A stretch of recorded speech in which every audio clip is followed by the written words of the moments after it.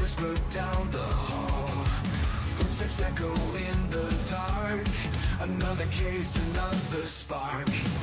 Digging deep, the secrets hide. Truth they bury, it survives.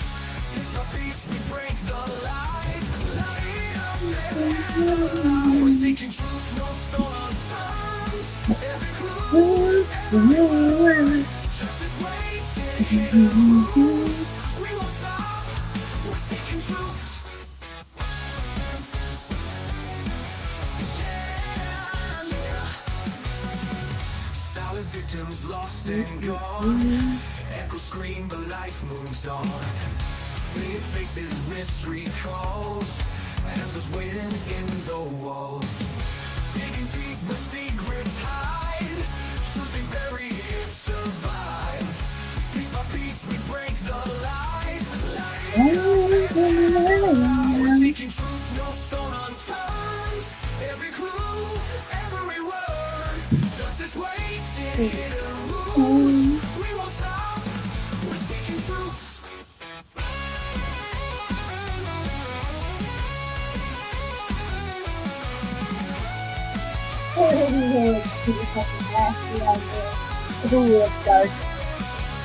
Static through the fear. We'll uncover what's unclear. Through the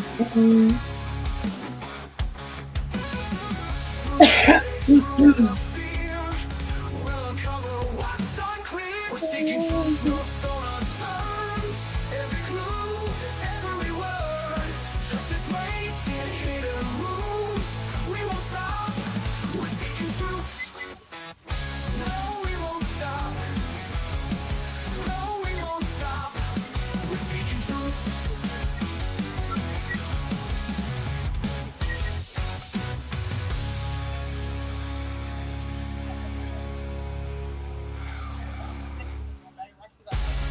What's up, Sinner?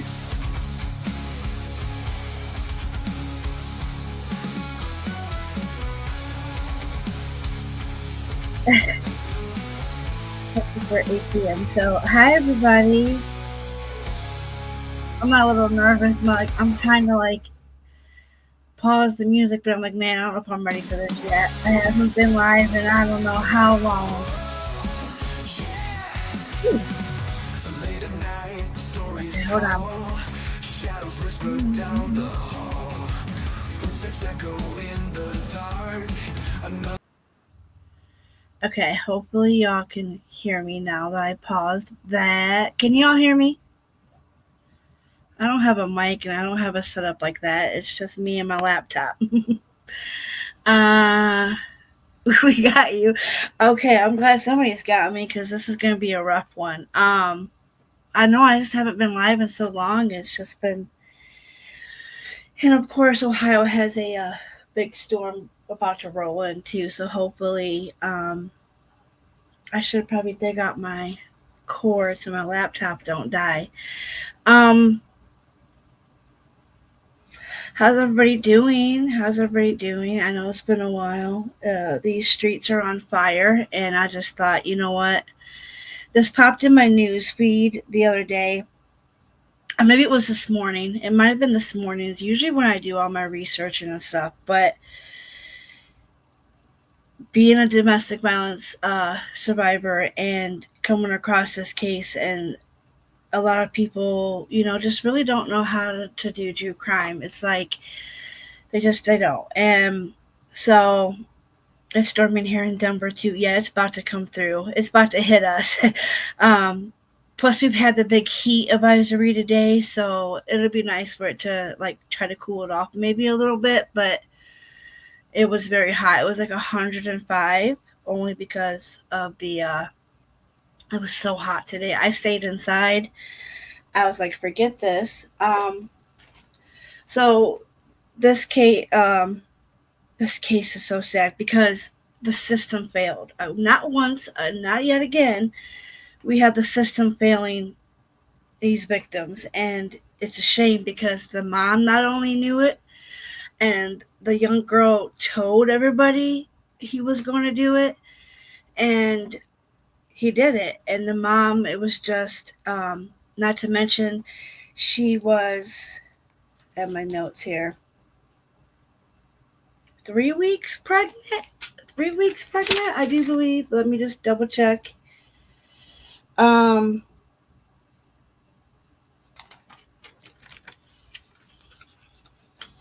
Now, it's gonna make you mad. Some of this is gonna make you mad because he had an active arrest warrant when he did this to her.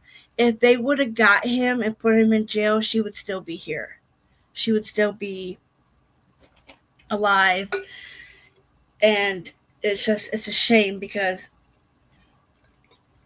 not only did she try to get herself, a restraining order, protection, and this is in Ohio, Columbus, Franklin County.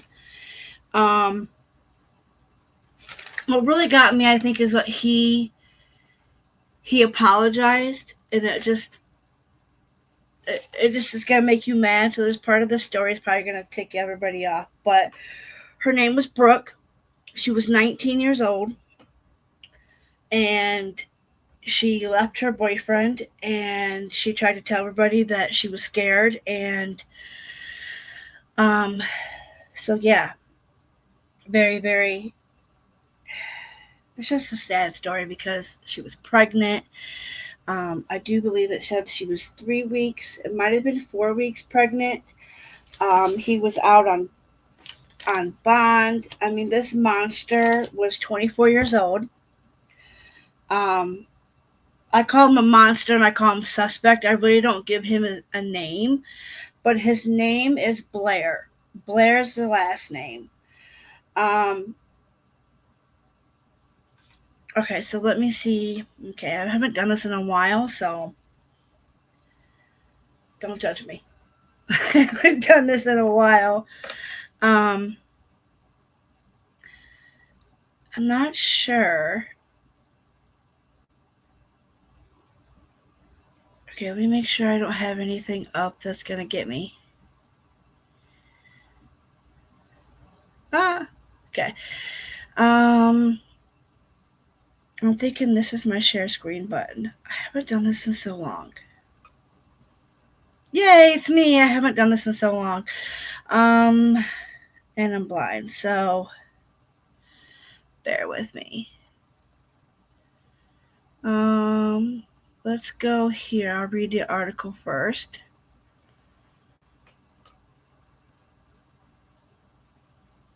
Okay, so where'd you guys all go? Oh God, I haven't done this in so long. Let me pull up my phone just to make sure I can see here. This is the guy right here. That is Blair. Okay.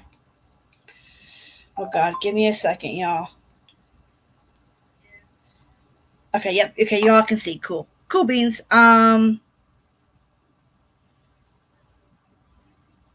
Oh shit. Then I had to go mess it up.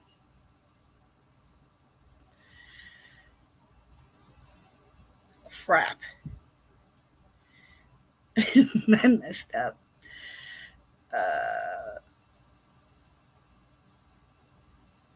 Dang it. Hold on. I gotta go back.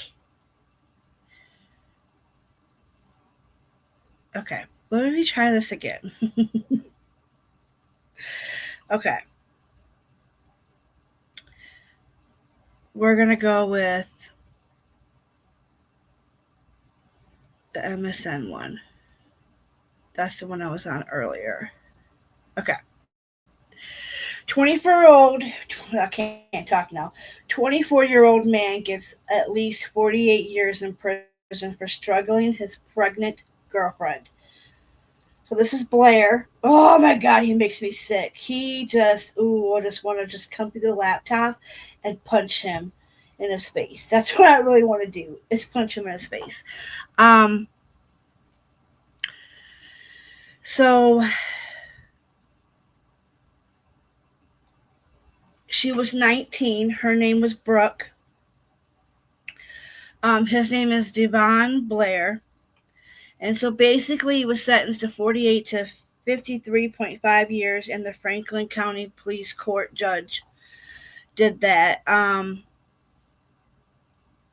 He's got several charges. He pled guilty, including involuntary manslaughter, strangulation, felony assaults, the death of Brooke Deviney and her unborn baby. He was initially sentenced to 46 years, but the judge added 2 years for previous cases of domestic violence and assault, in which he spit on Franklin County Sheriff's deputies. I mean, why? That is so disgusting to have somebody spit on you. Oh my god, I can only imagine what cops and correction officers have to deal with on a daily basis. It's ridiculous.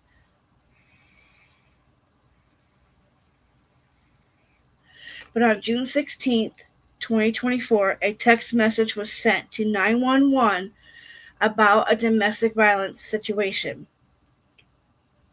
Situation at home on Parkwick Drive in southwest Columbus. So this is out in Columbus, Ohio. I don't know the area of Columbus. I know Columbus is huge. I know there's a lot of suburbs. So I don't know what part, but it's just horrible. This was in Columbus. Officers in Columbus Division Police arrived on the scene just as Blair was running away. There was a brief chase, but the officers lost him. Okay, this is what makes me mad. So the police found Deviney inside a home with several injuries from the physical assault, according to the court affidavit. Deviney was taken to Grant Medical Center, where she later died. Court records said she was pregnant and her unborn also had died. Blair was arrested after the police found him following an extensive search. Blair had an active warrant for previous domestic violence incident in late 2023 involving Devaney. So he had a warrant out for his arrest. They didn't get him, and the warrant arrest was, this is 2025, and this happened last year. It's so sad, because if they would have got him, if they would have just got him, she might still be here with her baby. And it just makes me sick that the system has failed not yet again. Whether it's a piece of paper, I know it's just a piece of paper, but to domestic violence victim, that piece of paper meant everything to me. Okay, that meant everything to me, to have that piece of paper. Not that I knew it wasn't gonna really, they wouldn't make it there in time or whatnot, but at least I had it. I had proof. These cops are supposed to protect and serve. Here we have this piece of paper that's supposed to, I don't know, it just gives us, I don't know, it didn't mean when I had mine. But mine was also temporarily. I could have got a 5-year one, but I was like, no, I'm not going through all that. Because it is hard. So according to court documents, he was arrested in December 23 after Devaney, I hope I'm saying her last name right, I hate pronouncing names wrong, reported that he assaulted, poked her in the stomach. I don't want to say the other word. I don't know how to come up with a word with that, but you all can see it right here. The report states, while being apprehended for the incident, Blair punched and bit an officer. Okay, so here we got him being violent towards, this guy's a nuisance. Come on, he's a nuisance. He's already spit on deputies. Now we got him biting officers and punching officers. What gets me was he got a bond. Okay, so he was released on a $350,000 bond after being charged with previous felony assaults, domestic violence, um, that word. Now, the warrant was issued after reportedly broke conditions of his bond, court records say. Court records state on June 13th, Devaney filed a police report after Blair hit her in the face and threatened to unalive her while the two were driving in the area of the Interstate 270 of Georgeville's Road. So there you go. You got another thing of her reporting this crime. We have another documentation of it, and he's still on the street. Mm-mm. Like, what is happening here? Okay, so then we have this is something I wouldn't wish anyone ever. No, it's not something I'd wish on my own enemies, but it just shows you that this world is crazy and it happens every day. So domestic violence needs to be taken more seriously. This is what her mom said. I'm sorry. Let me go back up. I must have missed a spot. So during the sentencing on Monday, Devaney's mother spoke about losing her daughter and the toll that it has been on her family. So this is something that I wouldn't wish on anyone ever. Domestic violence needs to be taken more seriously. She said repeat violent felons and their actions need to be taken more seriously in the justice system. And that is a big flag because it's storming here. I gotta check chat. Hold on, give me 1 second. I forgot I had my phone next to me. I'm like, wait a minute. I can't read chat because I'm reading this big article, but I know some people don't like to read.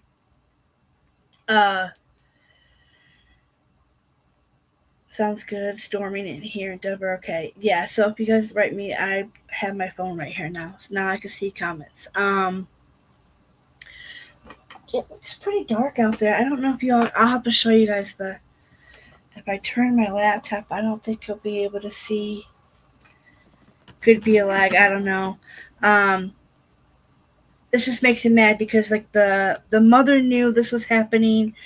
The daughter tried to say something and it just is horrible.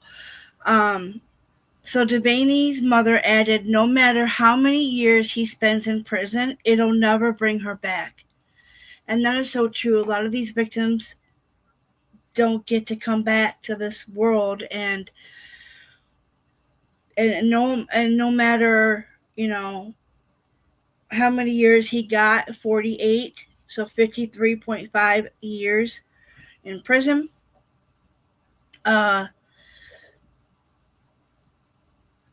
Just doesn't seem like it's justice, It just doesn't seem like it's fair.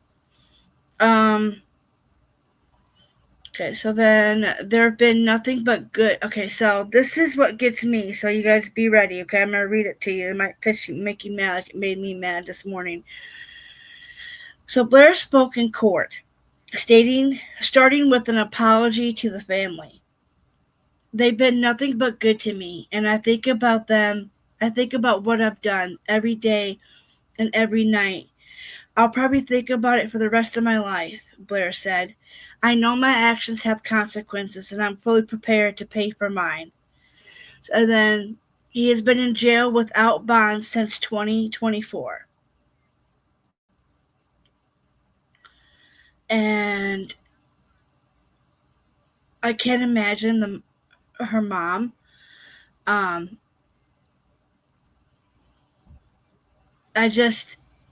can't imagine what to know that her daughter was pregnant too, like to know that she was going to be a grandma. I don't even know if the mom knew that she was pregnant. I'm assuming she does know now with all the autopsy. And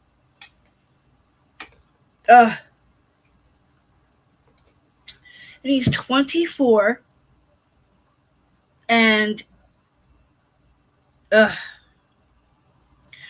there is it just makes me sick that this person could do that. It just irks me so bad. I don't know if I can turn you guys and you guys see how dark it's getting out there. It's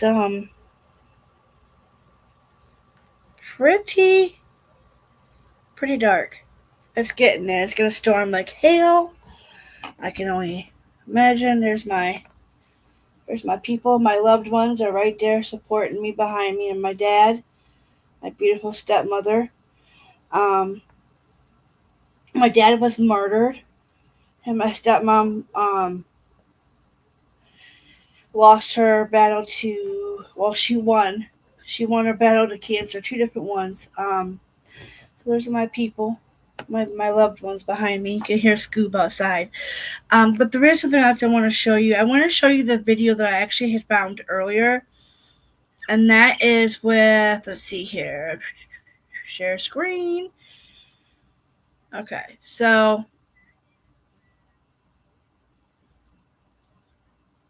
all right, I'm gonna show you. Where's it at? Where's it at? Oh boy, you can tell I watch you. I love the Nelsons. Where to go? As I'm just showing you all what I've been skimming through.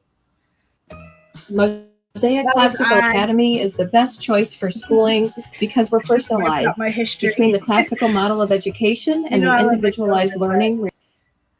For Jesse Weber. This heartbreaking case has finally reached its conclusion. 24-year-old Devin Blair has a well-documented history of abuse, and now he'll be serving the next few decades in prison for the brutal murder of his ex-girlfriend. Look how beautiful. Oh my God, she was beautiful, gorgeous. The orangish reddish hair. I mean, just 19 years old and just has her whole life taken away. Unborn son when she died. Despite pleading guilty to a we didn't even know that. That's not in my notes, so that's something I did not. That is something that I did not know.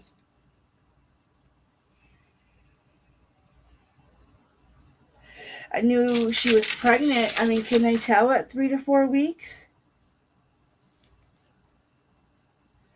That's crazy. This is my adult book. This is pretty sad. I gotta have notes and yeah. Prior assault in December of 2023, where he dragged Brooke naked by her hair at knife point. Devin Blair remained free on bond. What's even more shocking is he had an active warrant for violating the terms of his release just days before Brooke's murder. So how did we get here? Well, last summer, a text came into 911 after a person heard screams coming from Brooke's home in Columbus, Ohio. This is what the official arrest report says. On June 16, 2024, at 7:28 a.m., Columbus police officers were dispatched to the 4600 block. See, I love reading different articles. I like to research, so that's why I'm bringing this to you guys' attention, because some of the stuff that we just read was not in my notes, nor was it in that article that we had just read. There's another one that I have pulled up, too. I went through 3 different articles today, and I had no idea that it was her son, that the baby was a boy. It's just crazy how different articles and research you have to do when you're doing these type of things. I don't think a lot of people take the time to do that. I could have sworn I just heard thunder. So it's crazy. Of Parkwood Drive on a domestic violence incident. Upon arrival, the officers located a victim identified as Brooke Deviney, age 19, injured and unresponsive. Franklin Township fire medics arrived and transported Deviney to a local hospital in critical condition from blunt force trauma injuries.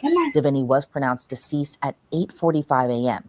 Deviney was pregnant at the time of her death. According to the Columbus Dispatch, Brooke was 14 weeks pregnant, and she was planning to have a boy that she reportedly was going to name Aiden. The report goes on to describe the suspect's attempt to flee the scene. It reads, quote, the first arrival... Guys, let me let my cat into the bathroom. Hold on.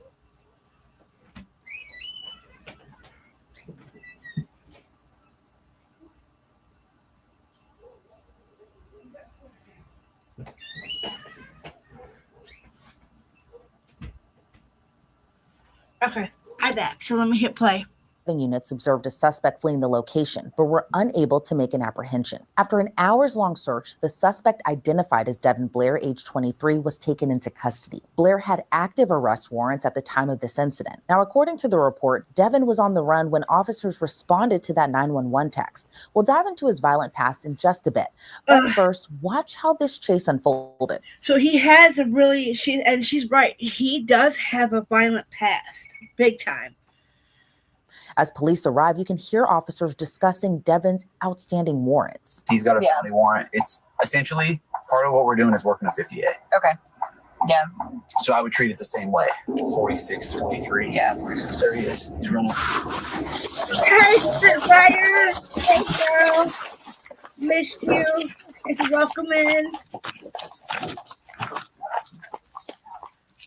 Okay, so this is what you're seeing right now is body cam footage of the chase that they took him on, or he took the cops on, and we have him beating up the cops. We have him spitting on the deputies. We have him, I'm going to whoop my dog's butt. I don't know where my husband went to. He must have disappeared.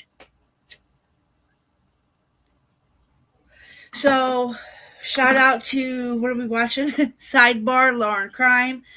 I know she is covering in for Jessie. I can't remember her name.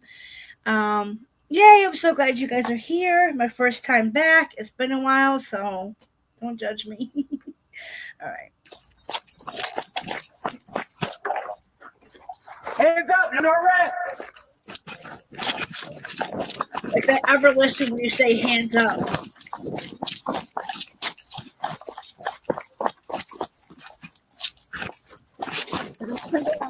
And I don't smoke cigarettes. This is not a cigarette, y'all. Just to let y'all know.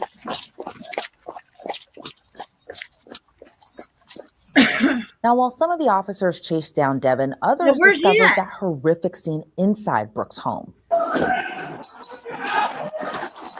think he's back at the house. Got some screaming inside. You fucking killed my sister! Where's your sister? Is he inside?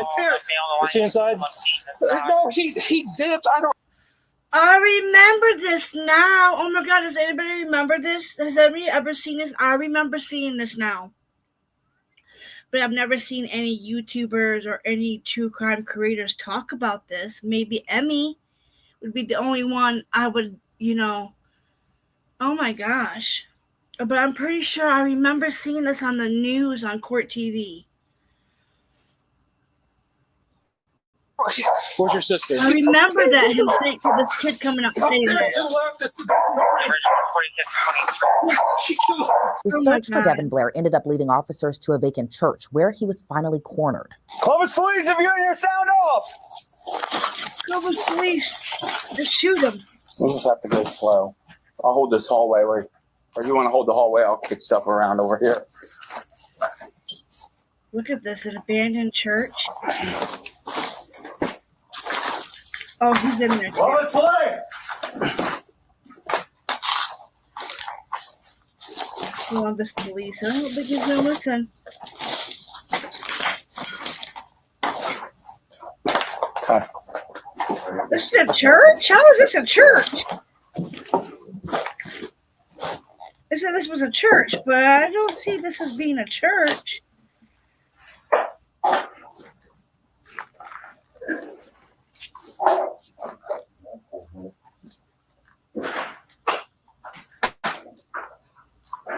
Columbus Police, if you're in here, sound off! 194. We haven't made it very far in here. Is there? I've never seen this, so that I don't know what could happen. So just be honest, beware.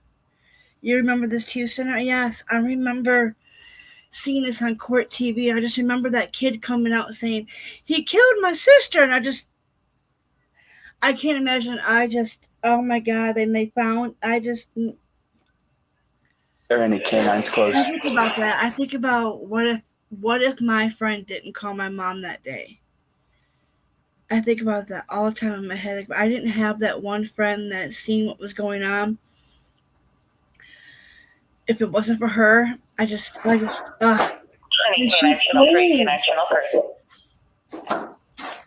told these cops. Look at all the reports that were made. That's just a garage. Yeah.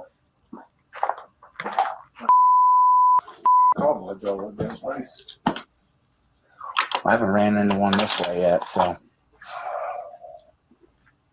I can't. Must not be canine.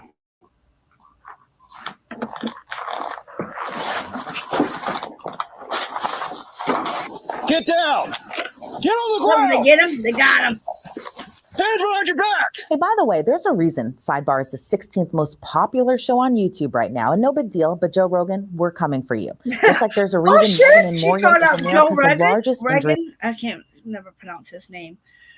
Oh, shit. Law. Sidebar just did shots fired, y'all. Shots fired. Law firm. They're a firm with more than 1,000. I can't believe she said that.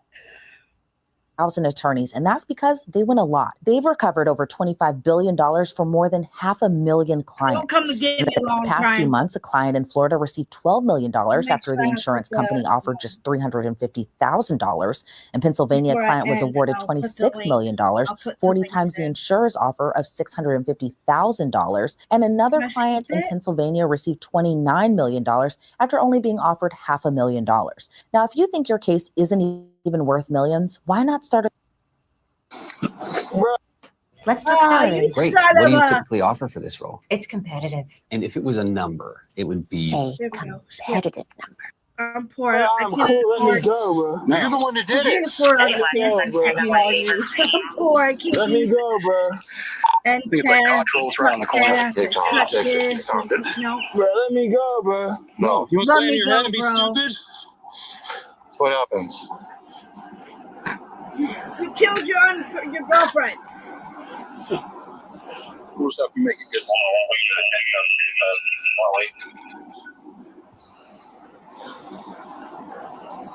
Okay, thank you. How do they got him in? They're not hurting him. No, they're hurting him. Yeah. So you can see clear as day, the cops ain't hurting him. That he has his foot right there. I don't see a cop on top of him, so. I'm racist. Racist. For sure, right. Let my leg go. No. You want to do stupid stuff?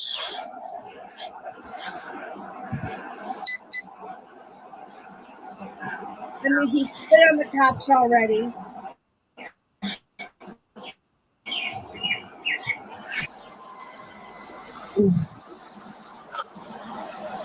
You get a hobble and we'll put him on the side.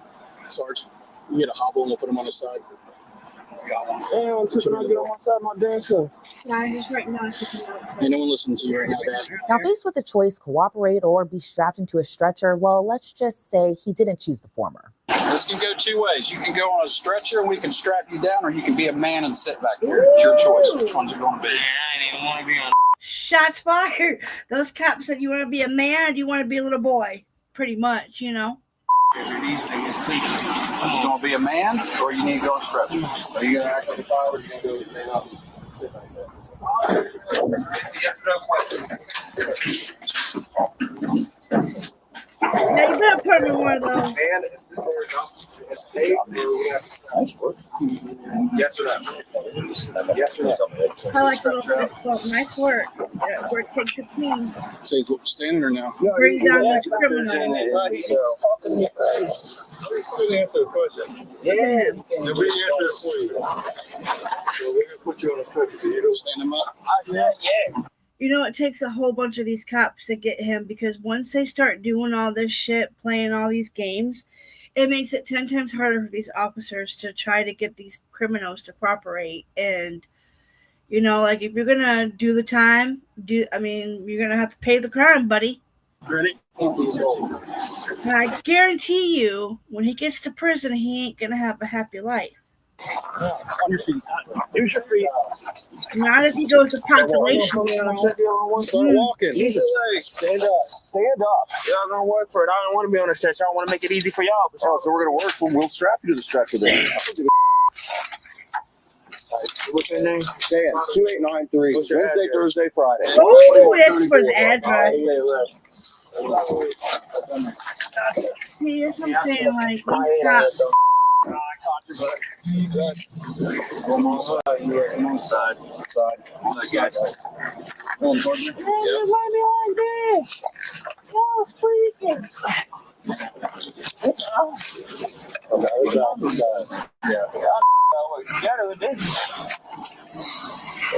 Wheels on that side. Wheels on the head. 2 and 2. Ready? 2 and 2. Keep them on that side. TV, grab those caught. There you go. Woo, Let them go first and we'll follow. Did you all hear that?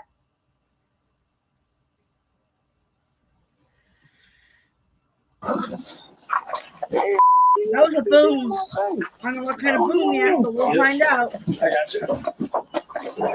Wheels down, it rolls. Look at all the work they gotta do to get this guy. Kick that air on. They cut the air on for the asshole. I wouldn't give him that. Right. But they did. They cut the air AC on for this guy. After he unalived his pregnant girlfriend, these cops still did what they had to do to make sure that everything was by the book. I can give the officers that at least. I can't give the justice system or the court system. They don't get that because they should have. But at least the cops did their job on this. Weston. Devin was later booked into the Franklin County Jail. Now, as it would turn out, this wasn't the only time Devin had gotten violent with Brooke. Like we mentioned, he had a well-documented history of violence.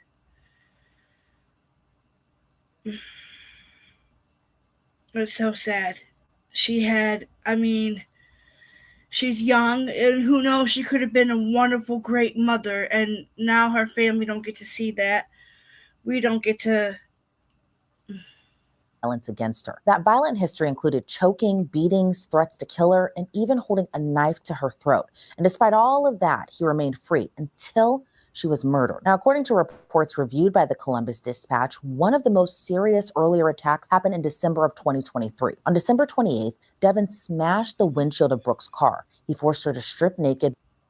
Now, see, that wasn't in any of the article we read either, so that's why when you do a true crime and you're doing a case, make sure you go and you research because we didn't know that. Had no idea that he had another incident of a breaking the car window, making her strip down. Before dragging her by the hair and holding a knife to her throat, saying, "I'll kill you." When officers caught up with him, Blair punched and bit one of the officers in the head during the arrest. Devin was charged with felonious assault, strangulation, assault on a police officer, and felony domestic violence. And he pleaded guilty to 2 of those charges on May 16th of 2024. But somehow, even after pleading guilty, he was actually allowed to walk free. The Columbus Dispatch reports that Judge Michael Holbrook released Devin on a $10,000 recognizance bond, meaning he didn't have to pay anything up front to remain out of jail ahead of sentencing. Judge Holbrook ordered him to wear an electronic ankle monitor and stay away from Brooke. The judge even expressed hope at the time that Devin would comply with his release terms, saying, quote,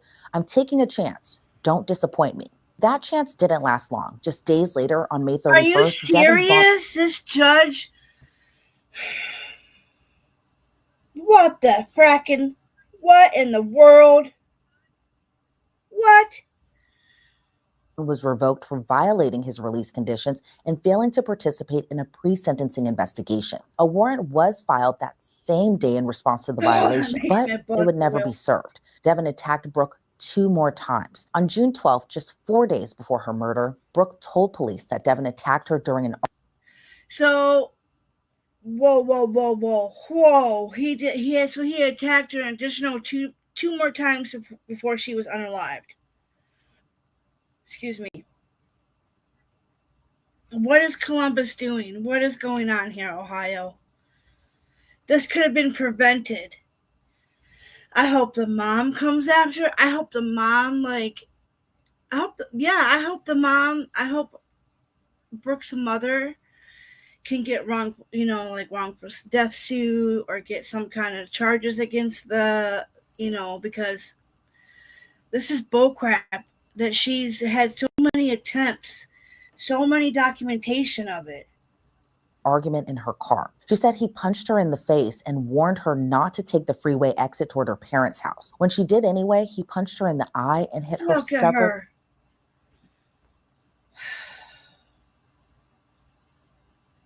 Beautiful young girl.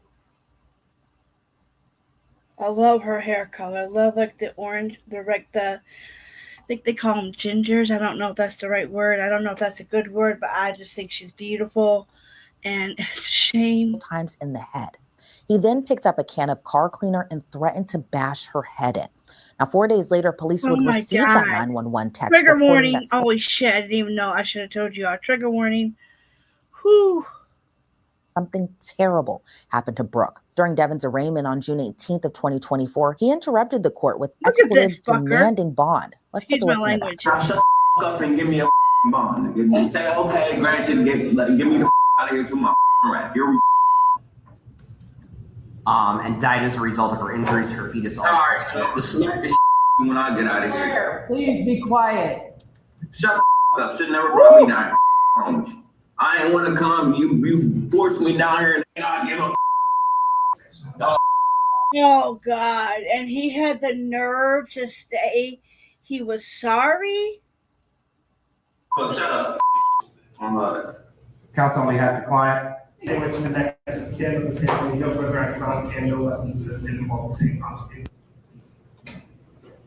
I'm Now, Judge Jim O'Grady initially set bond at $11 million, but it was later revoked, and Devin Blair was ordered to remain in jail until trial. Now, the case came to a head on June 21st of 2025 when he entered a guilty plea to 2 counts of involuntary manslaughter, 2 counts of felonious assault, and 1 count of strangulation. He was sentenced to 46 to 51 and a half years in prison, plus another 2 years for the prior assault. As a part of his plea deal, according to the Columbus Dispatch, Blair agreed to make no applications for early release. At the sentencing hearing, Brooke's mother, Billy Devaney, addressed the court in an emotional victim impact statement. She read from a series of text messages her daughter had sent to her in the last weeks leading up to her murder, like words of "I love you" and plans to get milkshakes, but others that described the physical abuse she endured, a previous miscarriage, and her growing fear that Devin would kill her if she reported him to police. According to the Columbus Dispatch, Billy told the court, quote, she only wanted him to love her in the way that she loved him.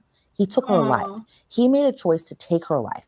He could have walked away, but he didn't. He chose to kill her. Billy recounted a moment when her daughter had tried to protect herself, filing a police report and requesting a protective order, but feared it wouldn't be enough. Let's take a listen. She filed a police report and a protection order. She said, Mom, once he finds out what I did, he's going to kill me, Mom. He did. And then he did. He selfishly took her and my grandson. Oh, you upgrading your phone? Ad. Get the perfect case with Velvet Caviar. Velvet Caviar has over son away from me. Billy also condemned the legal system despite repeated warnings that allowed Devin to remain free, saying the system failed her. No matter how many years he spends in prison, it will never be enough. It won't bring her back. When given the opportunity to speak, Devin cried as he addressed the courtroom, referring to Brooke as, quote, my best friend and the love of my life. He went on to say, I think about that night every day and every night. I wish I could go back in time and just walk away. Before the Devaney family, no apology could erase the pain of what was.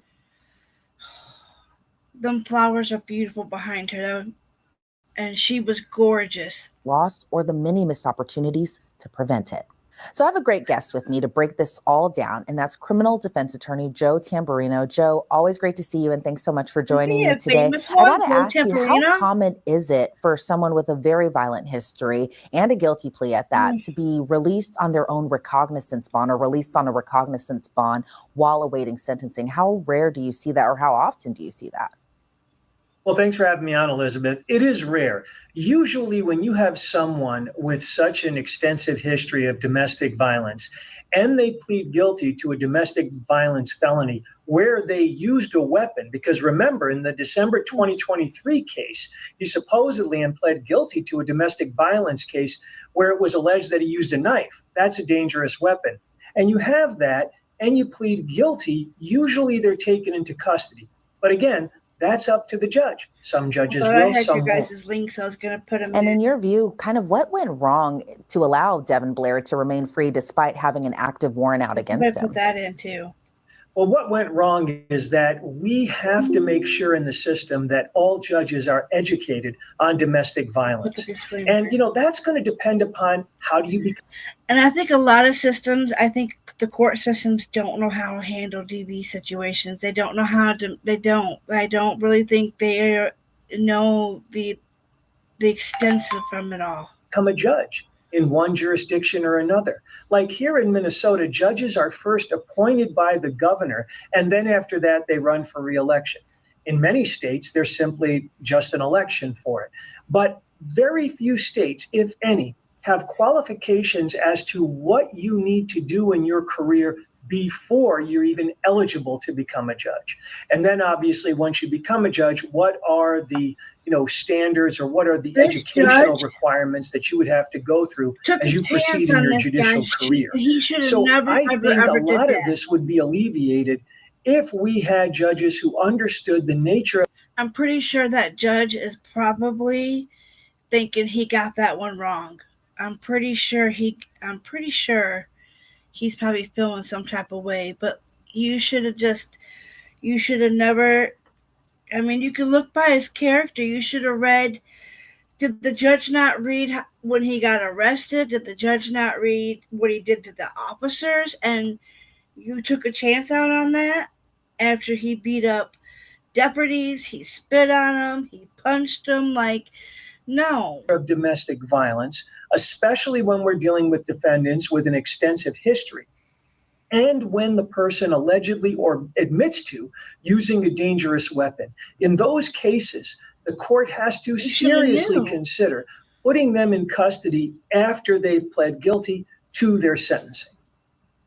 I'm curious to know, Joe, one of the judges in this case said that he was going to take a chance on Devin Blair. And by taking a chance, we all kind of know what the outcome ended up being. But in your opinion, do you think that, with some judges, I can understand both ways of why judges feel like they should take chances on defendants. They believe that there's possibly some good left in them. But in this case, it seemed like kind of the bad outweighed the good. For sure. But in terms of just Judge Holbrook saying that he was going to take a chance on Devin Blair and then this happened, what are your thoughts on just the judge's discretion there? Well, the judge does have discretion, and I'm sure it's something that the judge never wanted to happen. I mean, of course, we're all human beings. We never want, when we take a chance on someone, for them to do something like murder another person. It's so Absolutely hard not. not to be pissed However, off at that judge. It's so hard not to be mad and angry because I'm a victim, so I know. No, go ahead.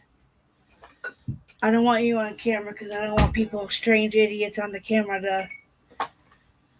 But yeah, that judge took a chance on this guy, and he went out and killed his 19-year-old girlfriend who was pregnant.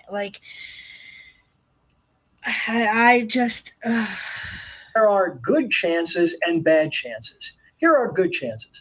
Good chances are when a defendant comes to the court and shows that he's done extensive. He had extensive records. I don't understand how this judge.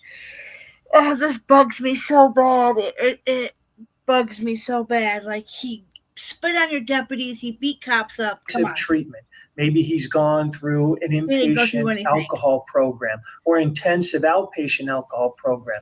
Maybe he's gone through a 3-month course on anger control. And this is what happens too. When these domestic violence cases happen, these suspects, these monsters, either get out on good behavior or they say they found God, they've been doing all these classes and doing all this stuff. He's a violent offender. He can't be rehabilitated. He can't. He obviously can't, because when he got out, he went back to beating her. And the paperwork didn't even help save her.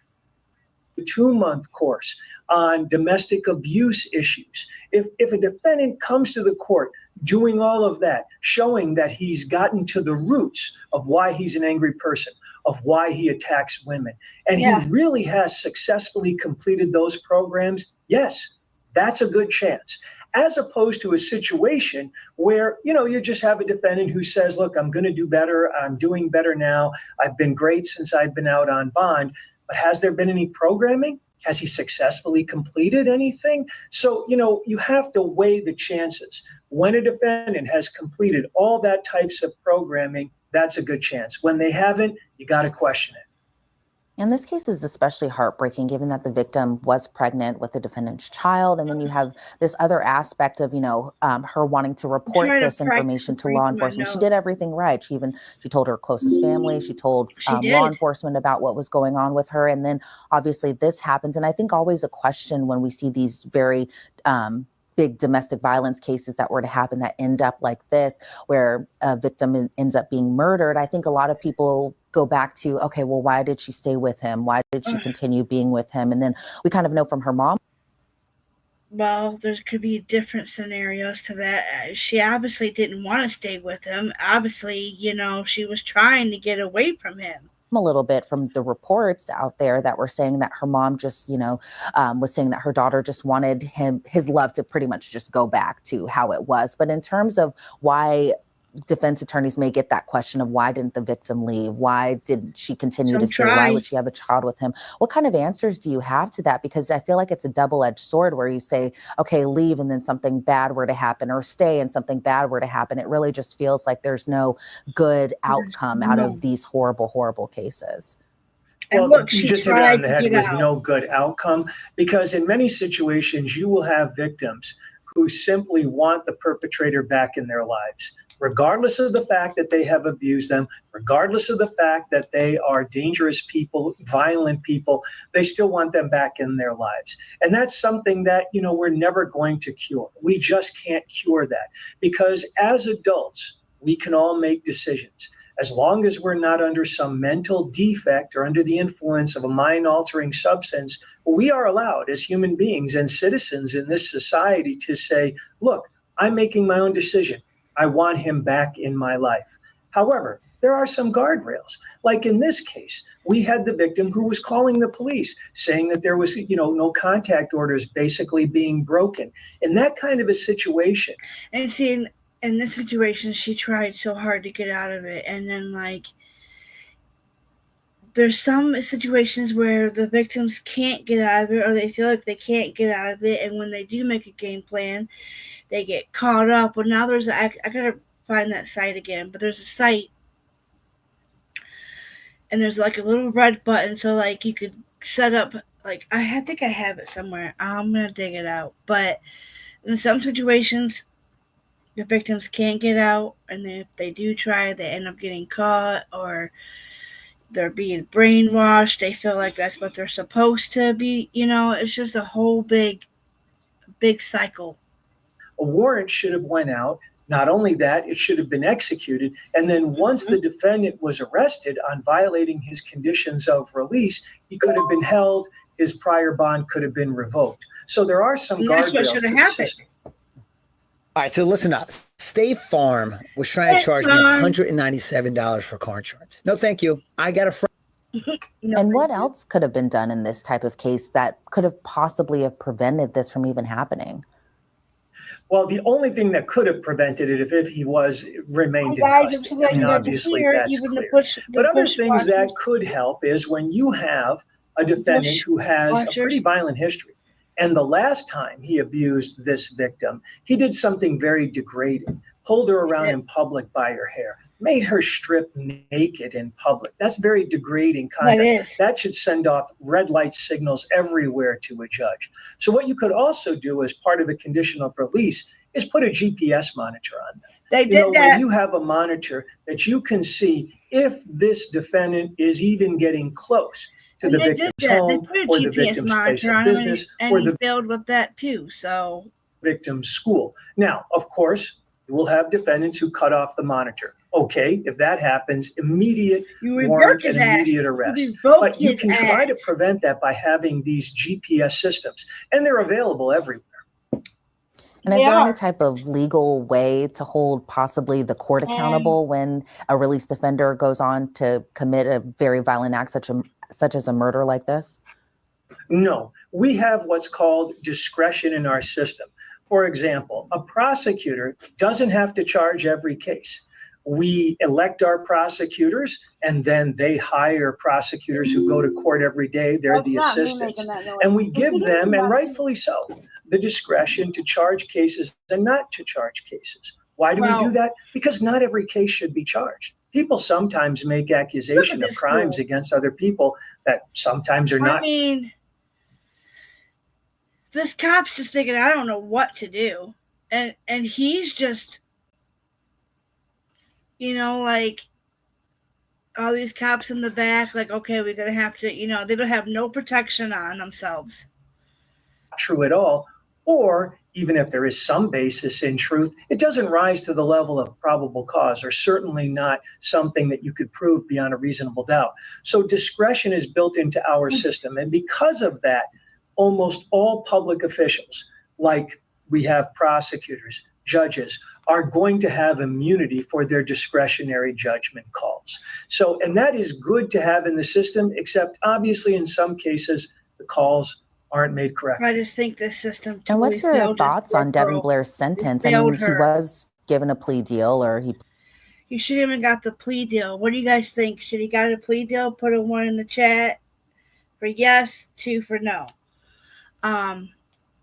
I don't think he should have got a plea deal. I think he should have went straight to go.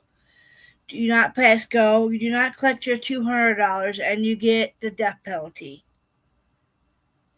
I mean, he was facing capital. He could have been facing capital murder, right? He killed a 19-year-old and an unborn baby who was under. They knew it was a boy, unless they did a test to find out that it was a boy. I'm not sure how that would have worked out, because they said she was only 3 to 4 weeks pregnant. So I don't know. Is there a way they can DNA can tell if it's, but pleaded guilty, and he wasn't given life in prison, given this very heinous and violent and violent acts, plus, obviously the murder too. But in terms of your opinion on the sentence, do you think that was just? Do you think that was fair, even though he did plead guilty? Yes, a 50-year sentence. And I believe what also was part of this is that he couldn't ask for early release. Mm-hmm. So let's assume that he's going to serve 50 years. I believe he's 24 years old now. So that means he's going to be 74 years old by the time he's eligible for release. I mean, quite frankly, the odds are when you're in prison for 50 years, you're not going to make it to 74 years old. So basically, this is like a life sentence.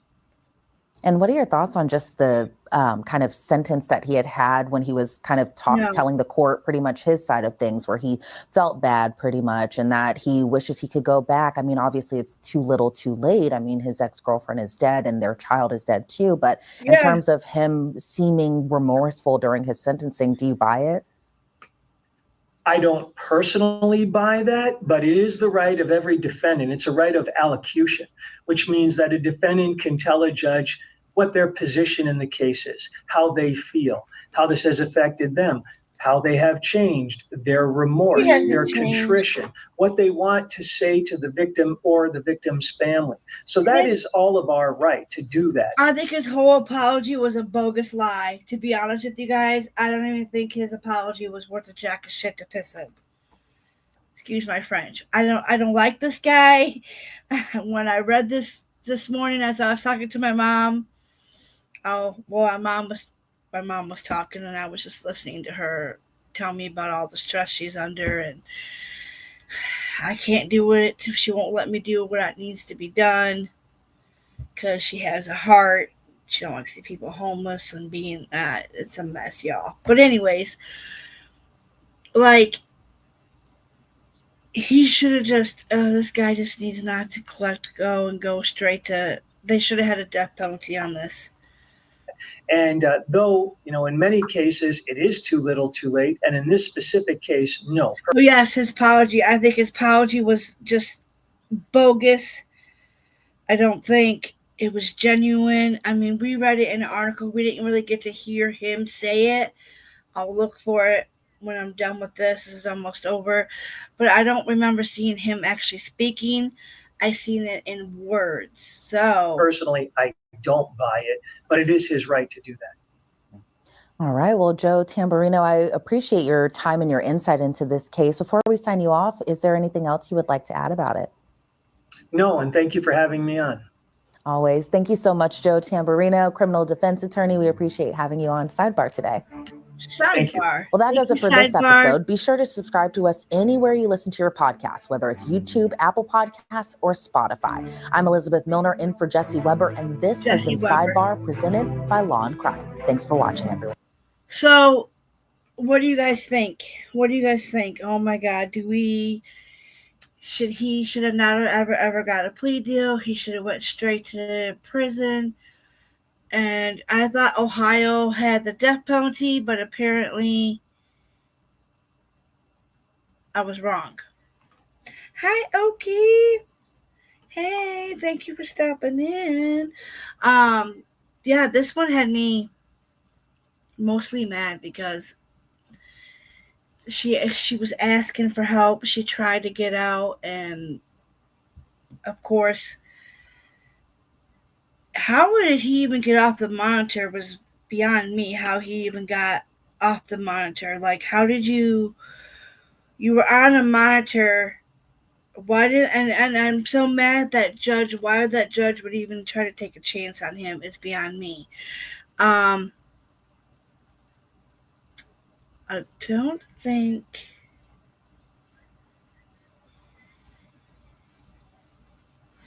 Let me see if I can go back to it.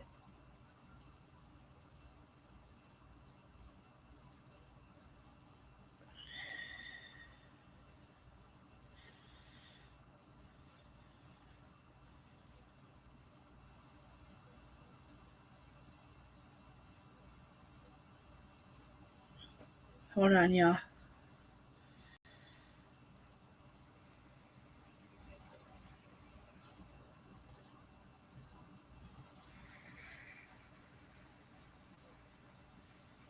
"14 weeks pregnant."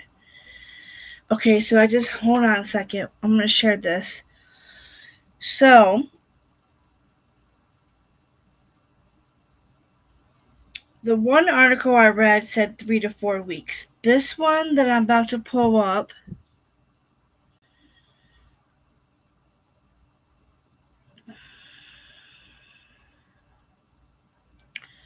where'd it go? Oh, wrong one.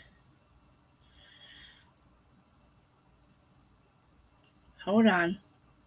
I'm pretty sure that was the wrong one. It was...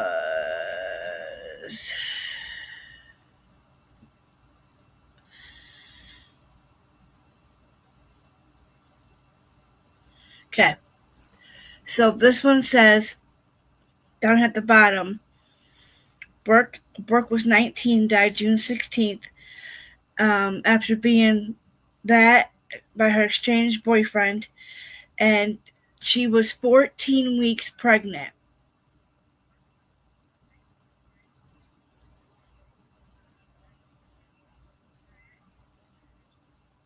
So,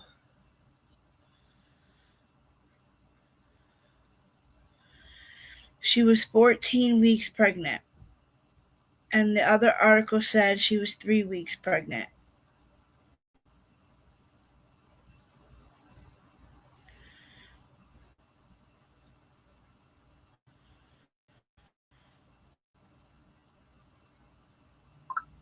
I don't know what that is. He'll be spending 50 years in prison. Manslaughter, who was about 14 weeks pregnant when she died.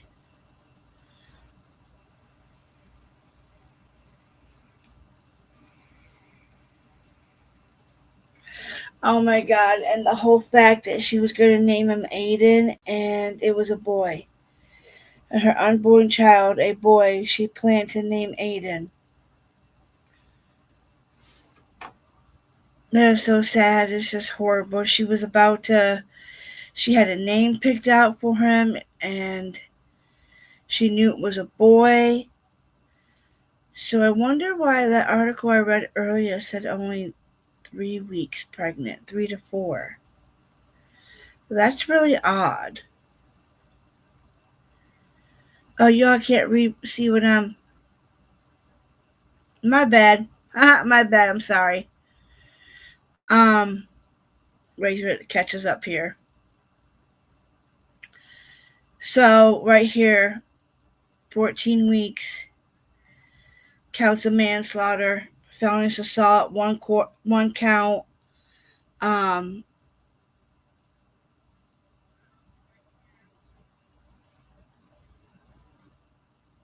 little boy his name was gonna be Aiden. It's so sad.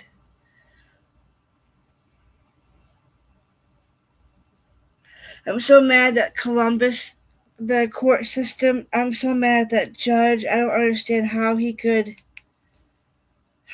do that. I guess he thought this guy was going to change, but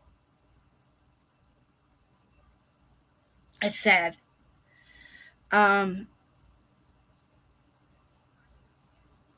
Domestic violence is not something that I would want anybody to go through. It's very hard. There's the mother right there.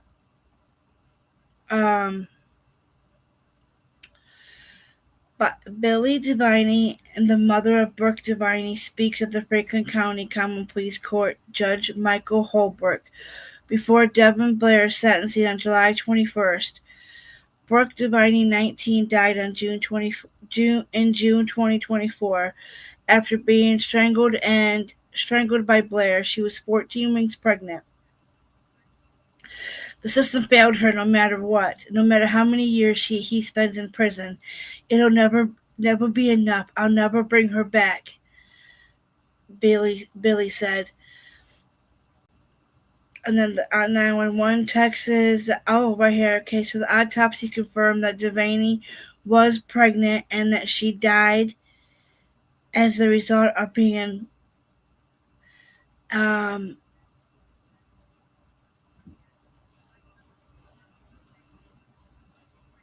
this is what gets me. In a separate case, Blair pled guilty to 2 counts of harassment and bodily substance connected to May 11th and the incident in which Blair spat on 2 Franklin County Sheriff deputies while being transported between housing in the jail units. So,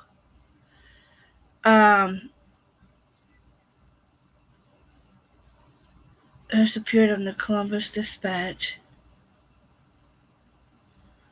While on bond,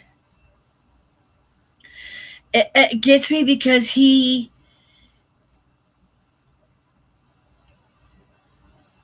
did it while he was out on bond. That just blows my mind.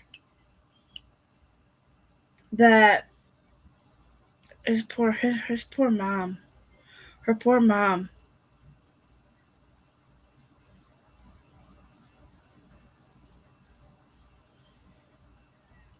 I was trying to zoom in. It's gotta be hard to stand up there and hold a phone. And she was inside. When I went through mine, I was too scared. I stood outside the doors I tried for a while, and then when I was peeking in, the judge seen me and made me come in, and I even then tried to give excuses for the asshole. And then I tried not to, and then I realized, what am I doing? And it's hard to stand up there and to speak, and I just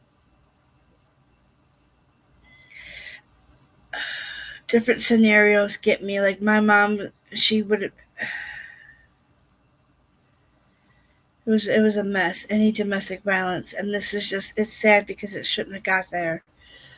But that this guy had his chances after chances, it seems like. Alright, let me close some of this out before I bring you guys back. It's just, I cannot believe he got that chance to get out. It's disappointing. Thank you all for being here too. I greatly appreciate it. My first time back in so long. And there's so many different types of domestic violence, and what I think was getting me was the guy kept saying, the girl he was talking to, the lawyer, he said some want the person back in their life.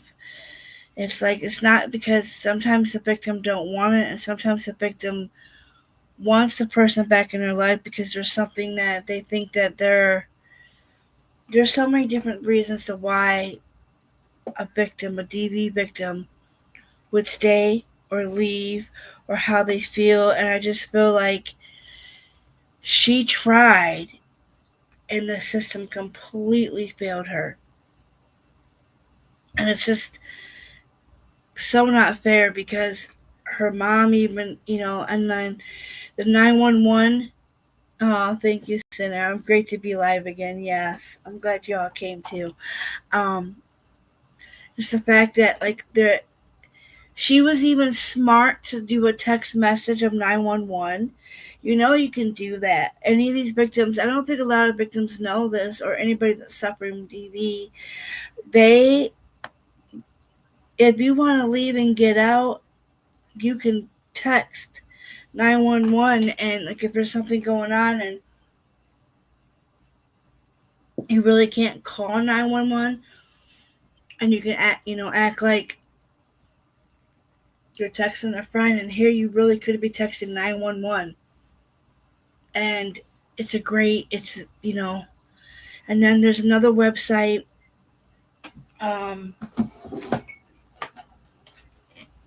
There's another website that actually has a red button, so you can start an escape plan, and if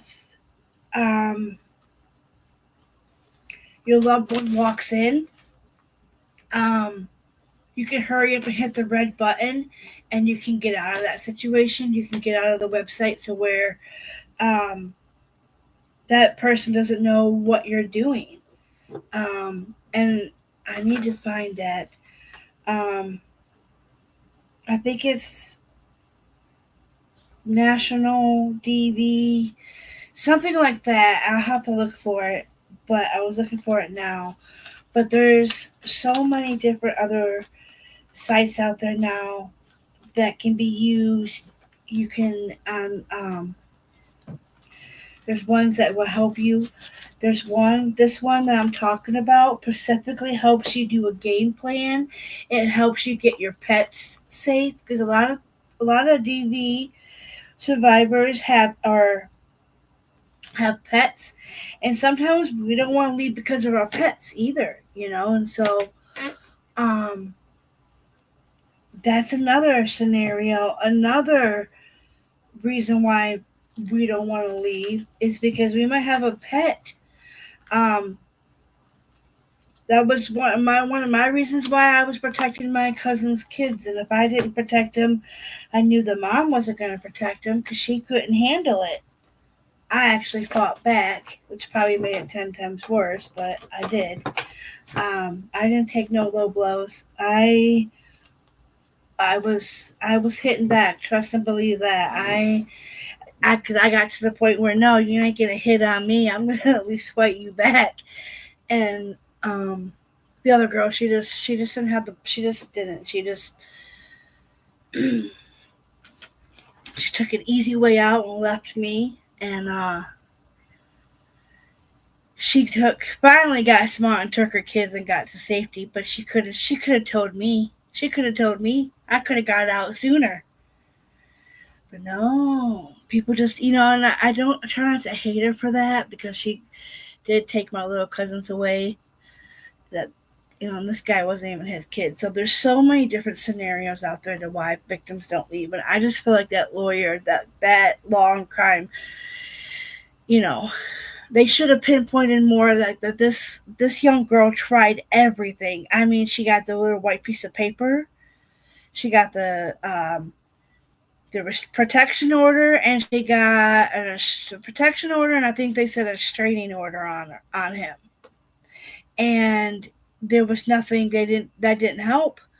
And in some cases, like I said earlier, when I had that piece of paper, I felt safe. But then I knew that there's a chance that there wasn't gonna, But she tried. She was smart to use the 911 text app.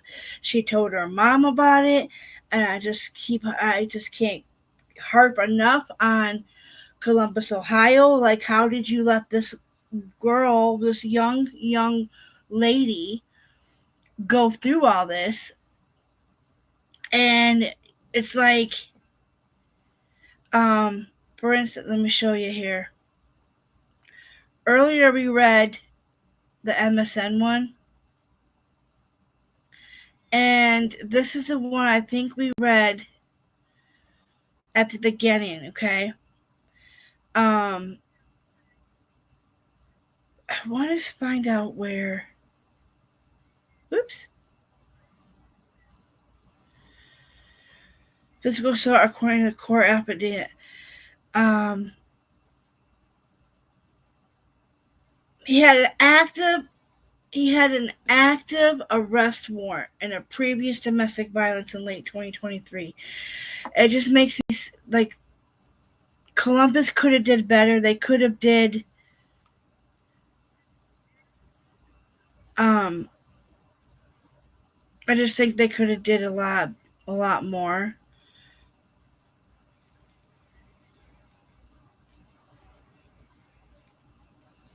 I just think that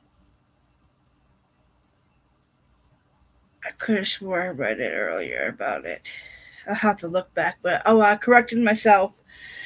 She was 14 weeks pregnant, guys, and she knew she was having a boy. I'm not sure if there was any down here. I will look. I'm gonna look for that website. It's probably on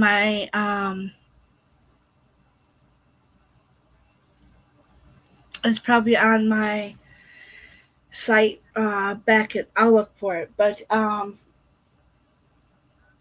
there is really quick.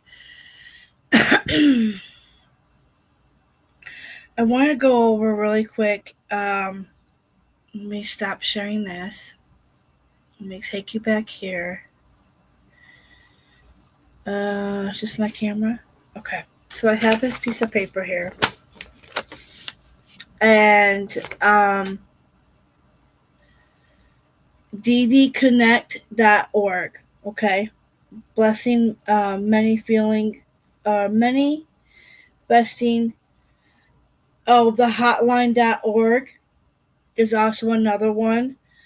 But it says here, there's one on here, the DV. It just says DV Connect, okay? So that's one of them I know that has a game plan. Or that you can use that site. And you can also look these up on looks like Facebook,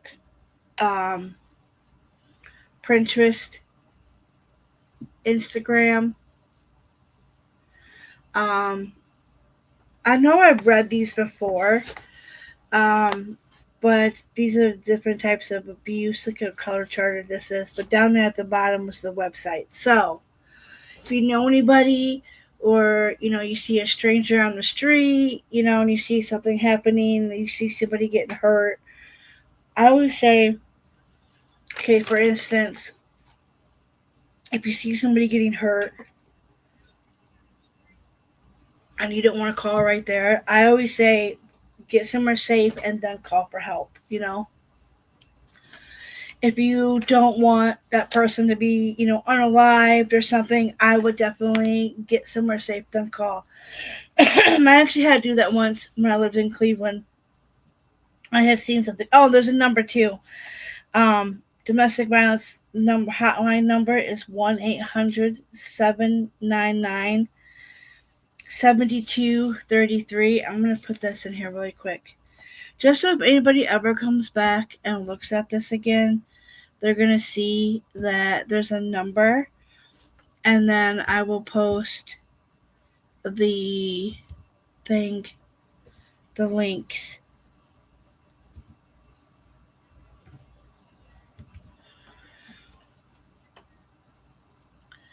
Okay, so that is the hotline for domestic violence.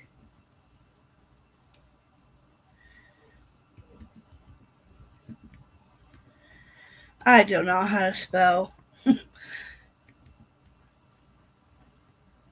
I hate that sometimes.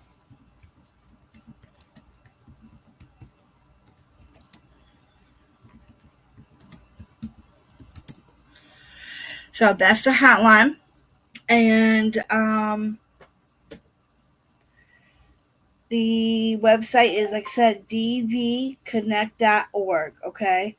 And so some of the types of abuse that you guys could be looking out for is physical, you have your emotional, you have your sexual, and you have your financial, okay? Then you have verbal, digital technology, immigration statuses, and social isolation. A lot of times you can tell when somebody is in a DV situation because a lot of the times they get isolated, and you should be able to pinpoint that. You should be able to see that. Like, you call up your friend and you want to go out. You're used to going out. Let's say you go out with your friend every weekend, and you go out to brunch, you go out to lunch, you go out to dinner, and all of a sudden you're not seeing her. You don't get to talk to her on the phone. You don't get to. That's isolation. When they keep you inside, you don't get to talk to others, associate with friends, family. SG, hi, great to see you. Thank you for being here. Appreciate it. My first time back in a long, long time. And that just happens to be a DB situation. There's a lot of things going online about domestic violence, but there's also things that I have put mine out there, but some people don't always put them out there, and for anybody to dig that up is kind of sickening. I just want to put that out there really quick. If I'm actually doing a Kate, I'm doing this young lady because her story is out here for others to try to, maybe learn from some things, maybe get an idea of like, if I don't get out and leave, this could possibly be me, So if you're a creator and you have a DV situation and you haven't came out with it, I do encourage you to always come out and tell your story because it could save somebody else. I don't know if mine's ever. I think mine's been. Yeah, mine was died. Yeah, mine. Yeah. But mine was in Cleveland, so people would have a hard time trying to find it. But mine's, I've been open with mine, but some people aren't open with their DV situations, and sometimes they don't want to be pressed about it. But like I said, you can just spot some of these types of abuses, like the verbal, the emotional, And financial too usually is pretty you could probably detect with financial. You know, they don't have no money and they always have money, and all of a sudden, you know, they don't, they're not allowed to do anything. They, you know, like, so the sexual too could be another one. That's another big one. But the emotional and the physical and the sexual, financial, they're all major important ones. Um, if you know anybody, I'm gonna read these really quick before my laptop decides it's gonna go die on me here soon. So some of these things, like some of them have on this piece of paper here, it says this is abuse, and it says preventing you from contacting emergency services, including medical attention, law enforcement, driving recklessly or dangerously with you in the car, or abandoning you in unfamiliar places, preventing you from taking prescribed medication or denying you necessary medical treatment, monitoring your activities with or without your knowledge, including demanding to know where you go, who you contact, and how you spend your time, cheating on you, intentionally hurting you, and threatening to cheat again, providing an allowance and closely monitoring how you spend it, including demanding receipts for your purchases. I'll be darned if I ever. Nope. Checking the mileage on your odometer to following you in the car. Those are all abuse. Those are abuse signs. Kind of help you look out for if you know anybody or if you see anybody, you know, like your close relatives, people that like you are close to, are the ones you should be looking for the signs. You shouldn't be looking for these signs in strangers, really. You know, if I see something on the street, I'm going to call it in. I'm going to call the police and get the person help. But I'm going to make sure I'm safe and I'm away from the situation before I would, you know, do that. Especially where I'm at now. But another big thing of abuse is damaging your belongings, including throwing objects, punching walls, kicking doors, etc. Those are all types. Hi, Emmy. Those are all types of abuse. Okay.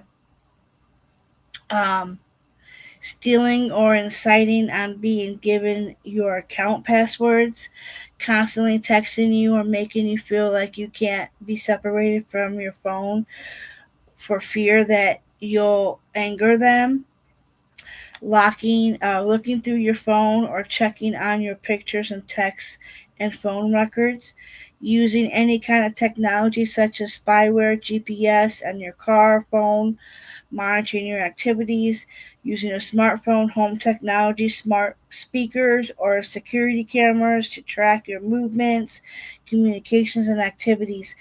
If these signs are in a relationship, please call the National Domestic Violence Hotline, 1-800-799-7233. There's also dbconnect.org. There's also the hotline.org, and I do believe the hotline.org does let you get like a plan going. You can get your pets safe. There's so many options, and I wanted to make sure I brought this to you guys' attention. This is out of Columbus, Ohio. It's out of Columbus, Ohio, Franklin County, and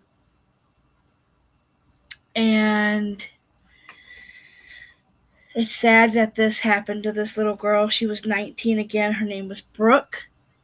The suspect, the monster, is Blair. I don't remember his first name. It doesn't really matter. He's going to spend 50-something years in prison. And if he makes it to population, he might not make it to population because he unalived 2 people. And I thought that was a capital murder if you killed 2 people, a baby and a mom. Could be wrong. I'll have to look that up. But I'm not going to keep you guys any longer. We've been here for an hour and 25 minutes. But I just want to show you guys this too. I guess these are freebies, so I kind of wanted to show you guys this. Thank you. It means a lot to me that you all came, and that's so cute. You get 15 seconds and it says thank you. And I'm going to play my song and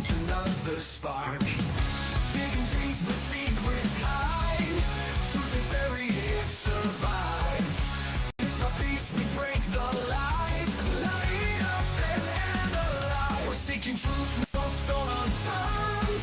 Every clue, every word, justice waits in hidden moves. We won't stop, we're seeking truths.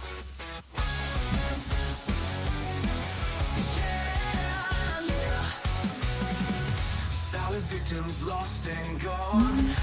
Echoes scream, but life moves on. Faded faces, mystery calls. Answers waiting in the walls. Digging deep where secrets hide. Truth ain't buried, it survives.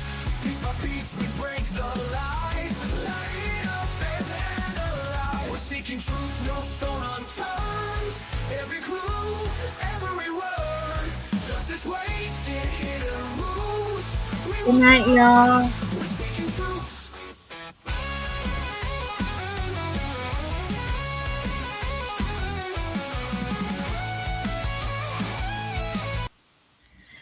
All right, y'all. Thank you for being here. I won't keep you longer, but thank you. Have a great night. Be safe out there. Just love one another, okay? Because times are rough right now. All right? All right. I love y'all. Peace.